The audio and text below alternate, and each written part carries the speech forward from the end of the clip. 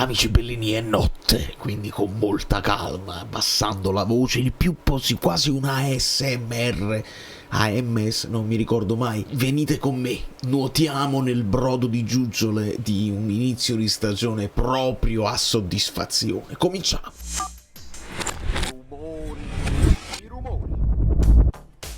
Anche perché il Milan l'abbiamo visto steccare praticamente in live, durante la live. La Juventus ha risposto, l'Atalanta no, l'Atalanta è inciampata. Adesso vediamo l'Inter, quindi iscrivetevi al canale, così come ha fatto Pierluigi Marrone e molti altri che non possono uscire tutti quanti qua. E credo che avete lasciato molti like, ho visto sulla reaction, molto bene, ma la soddisfazione di poter tornare a parlare di campo con le analisi, finalmente. E voglio cercare anche di essere più costante anche con i mini social, fare delle mini che non sono nemmeno analisi, proprio il mini commento alla partita, anche per la mia memoria, per ricordare ma quante partite abbiamo veramente sofferto, quante invece sono state. Questa la possiamo mettere tra le partite vittoria tranquilla. Poi all'interno della vittoria tranquilla c'è l'analisi, ci sono i momenti, qualche sbavatura, è bello vederlo insieme, ma soprattutto mi piace parlare delle idee, perché se c'è una cosa che abbiamo visto l'anno scorso è che Conte aveva un tacchino pieno di possibilità e le ha sfogliate tutte, pensavamo tutte, invece ce ne sono di nuove e vanno viste insieme. Poi abbiamo le pagelle degli amici bellini, perché sono ancora più belli, sorprese incredibili. Cominciamo, giriamoci, spostiamoci nella situazione a noi molto cara e si parte dal riempire l'alia in un certo modo, cosa che McTominay fa benissimo, ma in questo caso con l'aiuto di una punta che attacca la profondità, a differenza di Lukaku che invece veniva più dentro al campo, che coi suoi movimenti, perché uno dei temi è Luca, se vi fate un giro sui social, poi dipende dai social, dipende dalla vostra bolla algoritmica, io onestamente ho letto cose assurde, poi uno può avere delle preferenze, ma dire che Luca abbia giocato male mi sembra veramente un falso story. Quando Politano riceve palla da Anghissà, McTominay l'accoppiamento ce l'ha, il marcatore Walukiewicz è lì vicino a lui, e Luca, guardato credo da Romagna, si va a mettere proprio davanti McTominay andando verso la profondità e crea un po' di imbarazzo, perché c'è la voglia magari di raddoppiarlo, ma a prescindere crea un ostacolo per il difensore del Sassuolo, che nel momento in cui deve seguire McTominay non riesce più a stare in contatto. Da sottolineare anche la posizione di De Bruyne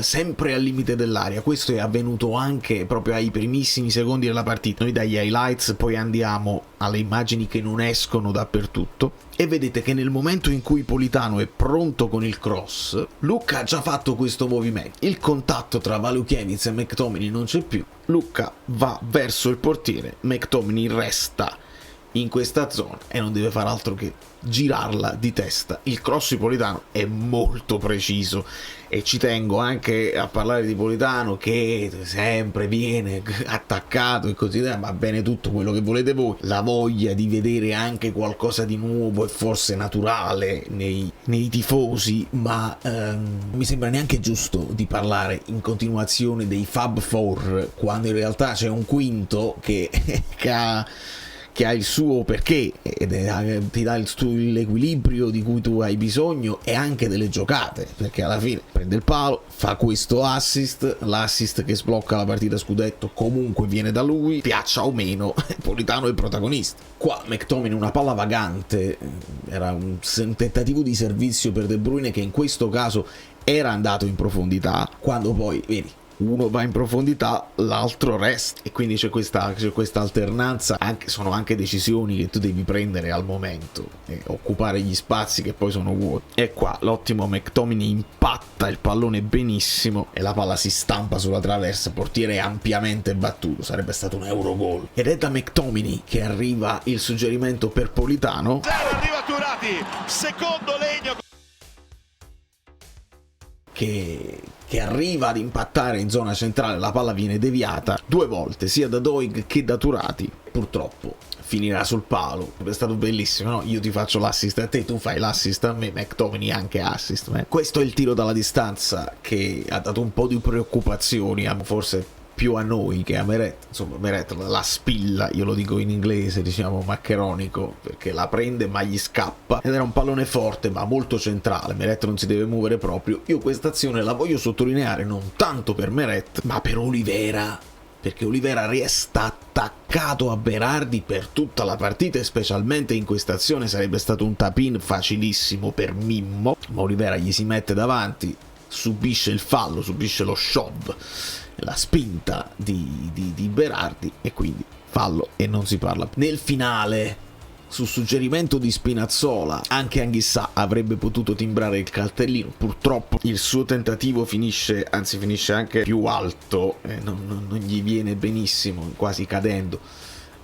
Forse il 3-0 ci poteva stare, perché insieme ai due legni e al dominio territoriale ci poteva stare, anche per non far perdere ad Anghissà il contatto con il gol. Ma Anghissà ha fatto una grandissima partita. E andiamo alle immagini che non si vedono se guardi gli highlights, anche gli highlights estesi. Questa qua non l'hanno inserita, e in realtà dopo 25 secondi De Bruyne impatta al volo. Vedete, quella è una posizione dove noi lo vedremo spesso, a rimorchio, mentre tutti gli altri sono andati a riempire l'area, ovvero Lucca, McTominay, lo stesso Di Lorenzo che completa la sua corsa. Quindi finalmente abbiamo uno stoccatore, così come ci capita di solito contro di squadre che arrivano sul fondo e crossano all'indietro, e c'è sempre lo stoccatore che può tirare al volo faccia alla porta. Poi, nel sottolineare la costruzione al Napoli con il 3+2, e cioè con Lobotka che finisce tra Rachmani e il Juan Jesus che sta qui, si abbassano a turno o anche insieme Kevin e Frank. E in questo caso, oltre a farvi vedere questa cosa qua e il vuoto che si crea, insomma, cioè, lì può salire Olivera, ma c'è sempre il vuoto dell'esterno sinistro di cui poi parleremo. Qua c'è un errore di De Bruyne, anche grave, e non dobbiamo farci prendere poi dall'entusiasmo del nome che porta e della carriera che ha alle spalle, perché in questo caso, gravissimo, passaggio Lesi intercettato qui da Laurienté, che va in porta, poi è bravo Rachmani ad accompagnarlo, a contrastarlo, e poi la ferma Meret. Però questo è un errore molto grave. Se lo avesse fatto chiunque altro staremmo lì. Immaginate un Juan Jesus che fa un errore, che fa un appoggio in orizzontale intercettato. Anche senza il gol sarebbe stato sottolineato da tutti i giornalisti, da tutti i social, da tutti i tifosi. Invece l'ha fatto De Bruyne, ci dimentichiamo, non ne vogliamo parlare, facciamo finta di niente. E invece no, nell'onestà, nell'equilibrio c'è anche questo, bisogna dirle tutte le cose, di tutti. Una curiosità che forse sicuramente avete già notato: io in reaction dico che ha colpito Lucca, ma in realtà in questo calcio di punizione De Bruyne colpisce McTominay, e McTominay aveva provato a fare quello schema che poi aveva portato al gol di Raspadori. McTominay si mette in traiettoria e si abbassa. In questo caso si abbassa, ma non abbastanza, perché De Bruyne lo colpisce sulle terga, e quindi la palla viene deviata da Scott, il quale, oltre a fare la sua fase difensiva in questa zona e ad accentrarsi per risultare a tutti gli effetti una punta aggiunta, in questa fase della partita è venuto addirittura a destra a sovraccaricare ancora di più quella che è la catena di destra, con Anghissà, Di Lorenzo e Politano, la zona forte del Napoli, quindi con più densità di calciatori, mandando completamente al manicomio il suo marcatore, che a quel punto non sapeva più che fare. Lo seguo anche dall'altra parte del campo, creando poi uno spazio pericolosissimo che De Bruyne può andare a raccogliere. Invece in questo caso vedete che il marcatore resta lì e Scott è libero. E oltre a questa immagine che è diventata iconica, perché se parliamo di aura il ragazzo ne ha da vendere, con questa immagine qua facciamocene una ragione: il ragazzo è un nostro tesserato, gioca con noi, la maglia è sudata, ma veramente sudata, già lo vedo molto più lean, molto più in forma anche fisicamente, e poi ha fatto una partita di assoluto sacrificio, di applicazione totale, di rincorsa degli avversari, oltre che dispensare idee, passaggi filtranti e il gol che ha fatto, che poi non è un altro che un cross perfetto. Per pochi centimetri non ci arriva Lucca, ma così si battono quelli a rientrare, sempre per creare un pericolo per il portiere. Ce l'abbiamo noi e ce lo dobbiamo godere, abbiamo tutto il diritto di goderci un campione con la nostra maglia. È veramente stento ancora a crederci, però è tutto vero, sta qua. Vorrei ora, voi potete già lasciare i like, prima di arrivare alle pagelle vorrei guardare le posizioni medie, che è la cosa più interessante. Ho controllato anche il report della partita della Lega Serie A. Credo che sia incompleto, forse lo completeranno tra oggi e domani, non lo so, ma non c'erano i dati dei chilometri percorsi, non è un report dettagliato. Molte cose ce le dice già Sofascore. Partendo da questa cosa qua, tu vai a vedere le posizioni medie in un Napoli molto corto, che ha ampiezza garantita, Napolitano che è anche l'uomo più avanzato. Quando vi dicevo in reaction che Lucca veniva anche nel cerchio di centrocampo, eccolo lì a fare tu. Guardate dove tocca i palloni Lucca, questa è grande generosità e anche grande applicazione e voglia di imparare ad essere associativo come è Lukaku. Olivera sta qui a fare l'esterno che può toccare anche palloni in zona avanzata, ma come vedete è Di Lorenzo che avanza un po' di più, Rachmani, Juan Jesus a coprire tutta la difesa, Lobotka che si abbassa tra di loro, De Bruyne anche lui spesso a dare una mano in regia come Anghissà a tutto campo, e poi quello più interessante è McTominay che come vedete quando deve poi ripiegare fa tutto il lavoro dell'esterno sinistro che fa la fase difensiva. Quando il Napoli ha la palla è libero di andare per vie centrali ad impattare, ma spesso senza toccare il pallone. Ecco perché ne vedete di meno di aree centrali, perché questi sono le hitmap dove loro toccano il pallone. Dominio totale non c'è nemmeno da dirlo, 62% di possesso palla, 1.2 di XG, 606 passaggi, di cui 545 accurati, cioè precisi, arrivati a buon fine. Questo è il Napoli mio, questo è il Napoli che piace a me, questo è il Napoli dominante che ha il pallone e che non sta lì in attesa, perché anche l'anno scorso, anche con squadre piccole, ci siamo trovati spesso in attesa. Questo no, questo è il Napoli che ha la palla e devi rincorrere tu noi.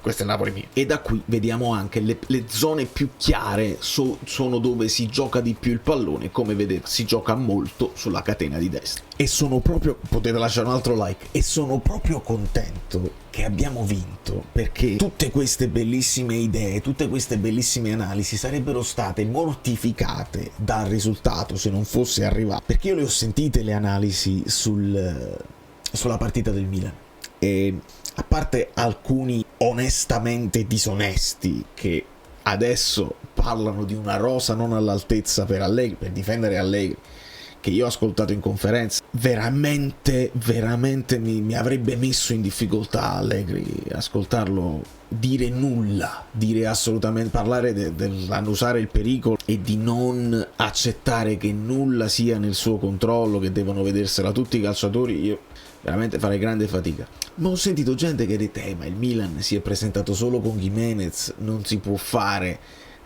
e noi non ci siamo presentati solo con Lucca. Quindi si sarebbero aperti i gate delle polemiche e delle possibilità.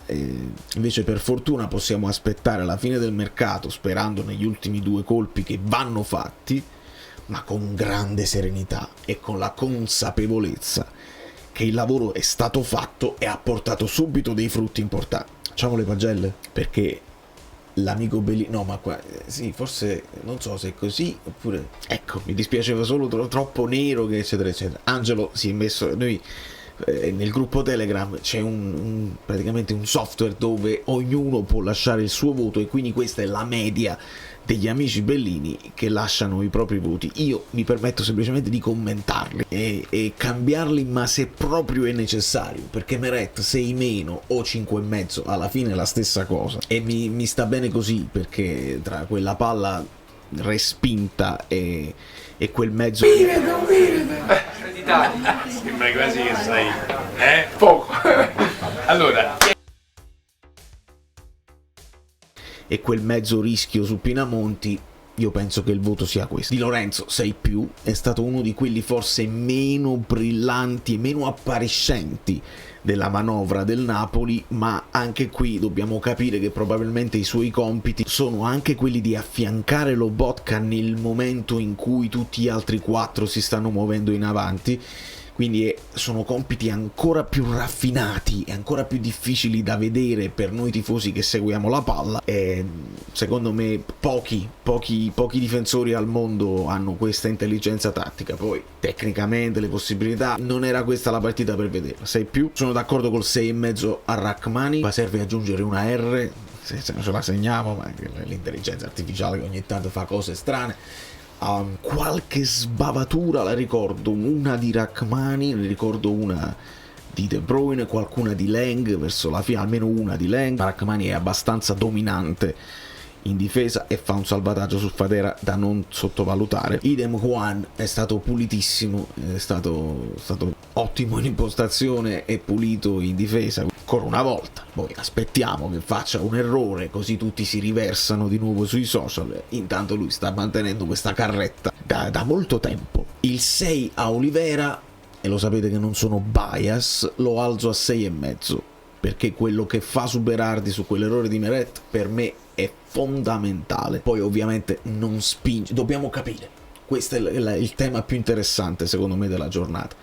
Se con un Gutierrez che tende a spingere di più il Napoli può aumentare le soluzioni in attacco, però voglio capire se poi non perdiamo un po' di equilibrio, perché secondo me era perfetto Olivera per francobollare Berardi in questa partita. Sono molto curioso di vedere Gutierrez lì, perché si crea proprio quel vuoto che tu puoi andare ad occupare se McTominay va in zona De Bruyne e non si pestano i piedi, perché poi questa è la cosa bella, segnano tutti e due, sono perfetti. Se non avessero segnato, ma si pestano i piedi.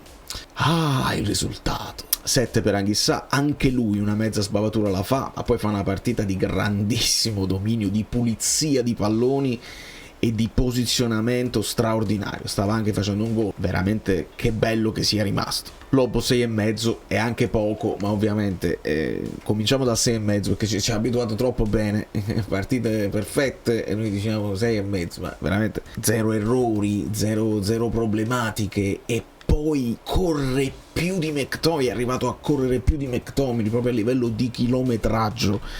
Grazie Stani, grazie. 7 a Politano è il minimo tra assist, il palo e il lavoro che fa. Il 7 a De Bruyne, considerando le cose che ci siamo detti, potrebbe anche essere un 6,5.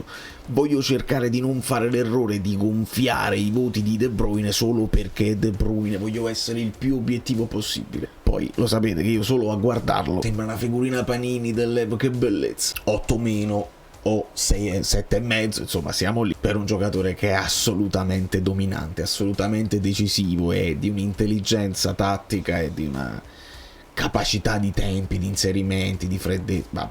Mamma mia, che spettacolo. E il 6 a Lucca, per contrastare quelli che invece ingenerosamente lo stanno anche accusando di aver fatto una pessima partita, io lo alzerei addirittura a 6,5. Poi mi scatta alla difesa, forse anche esagerando per contrastare quelli che sono i giudizi troppo superficiali di qualcuno. Non significa che il Napoli non deve comprare un'altra punta, però il ragazzo si è impegnato tanto, è entrato fondamentalmente all'interno dei 2 gol con i suoi movimenti, ha lottato, ha fatto dei falli, quel fallo sistematico ottimo, si è guadagnato l'espulsione dell'avversario, ha rischiato anche di rimanerci. Per me è un'ottima partita, un ottimo esordio. E qua vado in difficoltà perché quelli che entrano a partita praticamente chiusa io non riesco a dar voti. Mi fido degli amici Bellini, con il 6 a Neres, il senza voto a Lang,